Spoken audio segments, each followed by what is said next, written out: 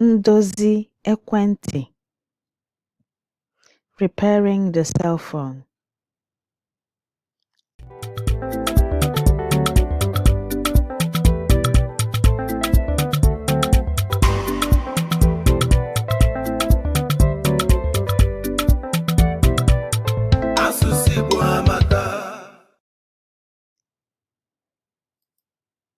Ndewo, this is Yvonne from Learn Igbo Now Challenge, and in this video, we're going to learn about Ndozi Ekwenti, repairing the cell phone.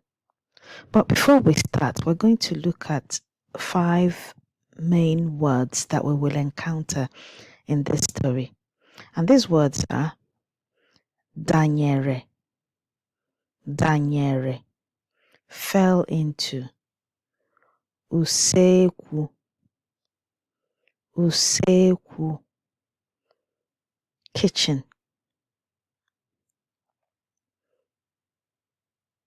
hunatara, hunatara, hunatara, bent down, dapota, dapota, fell out, danyere, danyere, fell into. Now for the story. Chidi na Ijeoma nọ ebe a na-edozi ekwentị.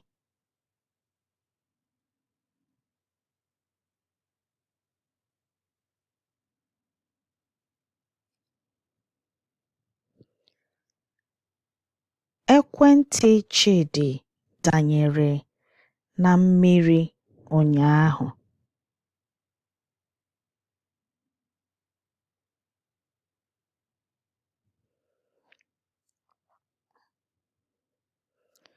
Chidi banyere n'usekwu ka ọ kwọọ aka.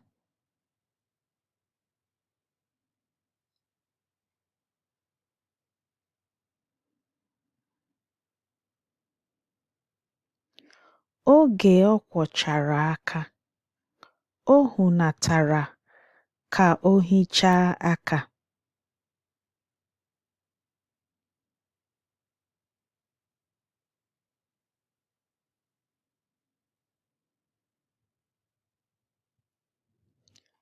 Oge ahụ ka ekwentị ya si n'akpa uwe dapụta.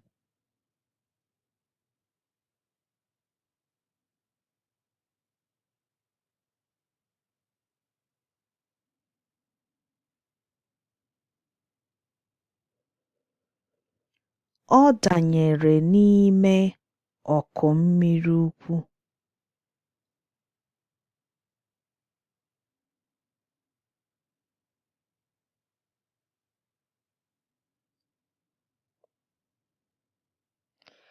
Ekwentị ya ekweghị agbanye kemgbe ahụ.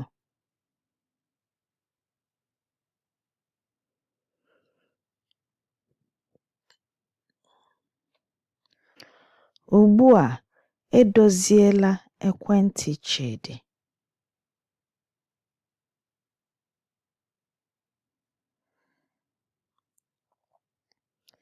Ijeoma sịrị ya hichaa ekwentị ya.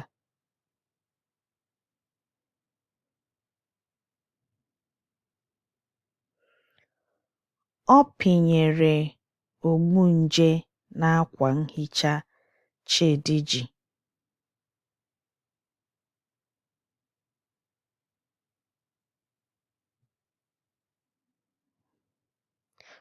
So the words we've learnt in this story, the 5 main words we've encountered in this story are danyere, fell into, usekwu, usekwu, kitchen, hunatara, hunatara, hunatara, bent down, dapụta, fell out, dapụta, fell out, danyere, fell into.